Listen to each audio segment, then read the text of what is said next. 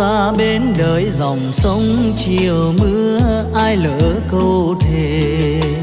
Tôi mãi mê xuôi dòng đưa người qua bên sông. Lòng mình thầm thương ai, người đem duyên trao gửi. Ôm mãi mang trong đời mơ mộng tình trăm năm.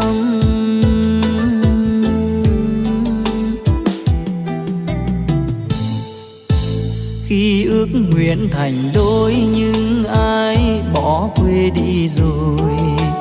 Những hẹn hò cho tôi lời thương, lời nhớ, lời mơ. Chờ đợi mùa trăng sau, xây cầu tình chung lối.